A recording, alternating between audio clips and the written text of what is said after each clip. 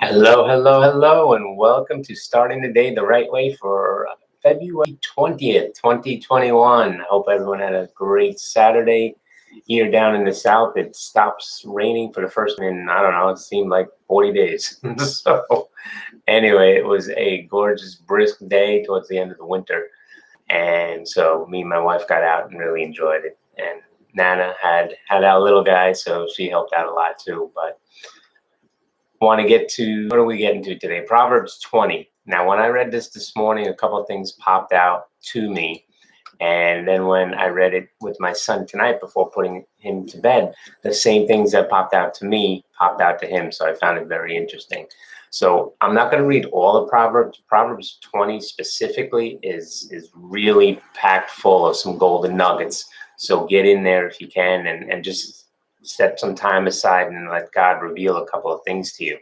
But I am going to focus on 3 verses, and then I got a funny one about a 4th verse. So it was funny to me anyway. All right, so the 3 main verses I want to talk about is in Proverbs. It specifically talks about a king. All right, Proverbs 20 verse 2 says, "A king's wrath strikes terror like the roar of a lion. Those who anger him forfeit their lives." Verse 8 of Proverbs 20 says, "When a king sits on his throne to judge, he winnows out all evil with his eyes." And then verse 26 says, "A wise king winnows out the wicked. He drives the threshing wheel over them." Okay. And here's what Merriam-Webster's definition of winnow. 1A, the first one says to remove something such as chaff by a current of air. Or the secondary definition is to get rid of something undesirable or unwanted.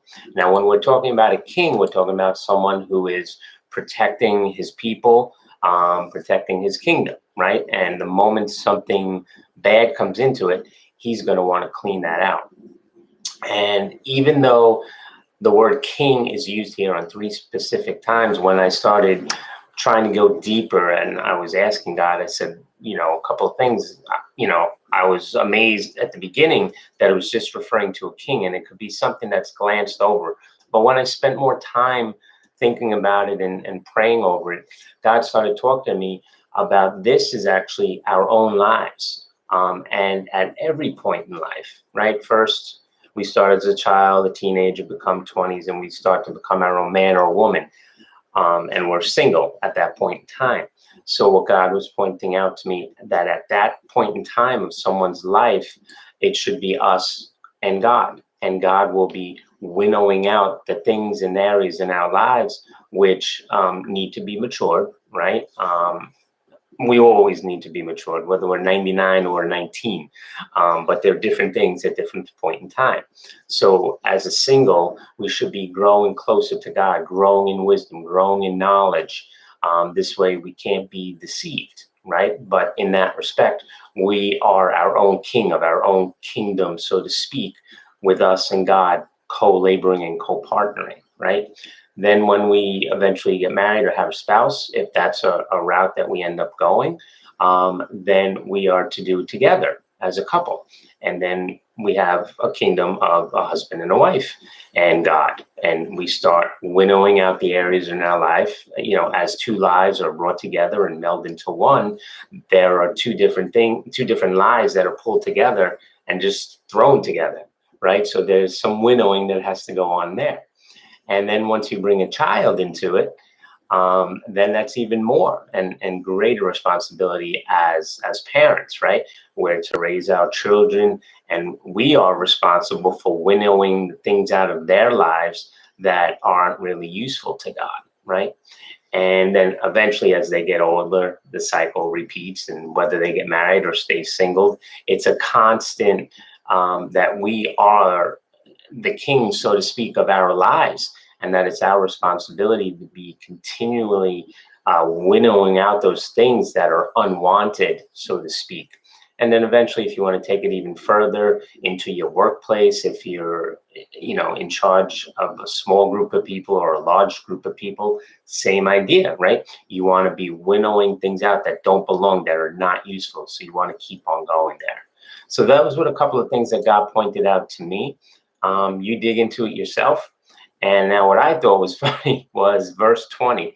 So I'm reading this with my son tonight. And verse 20 goes like this.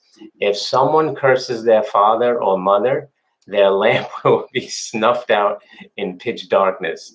And the second I finished reading this, my son was like, Daddy, have I cursed you? Have I ever cursed you? Have I ever cursed Mama? And me and my son, well, actually, all three of us, we are a pretty sarcastic family. So more times than not, we have sarcastic answers. But the Lord told me not to sarcastically answer this one. And I immediately told him, no, you've never cursed me and you've never cursed your mother. You're okay. So at that point in time, I really felt strong from the Lord, him telling me, this is going to keep him up all night. So don't be sarcastic here. Be quick with your answer, but make sure it's a no. So it's interesting. So anyone who thinks God is boring, I don't know what to tell you, because me and my son and my wife, we have a blast. And if you dig into his word, you can find so much humor. Anyway, I hope this was a blessing. God bless, and we'll see you tomorrow. Bye.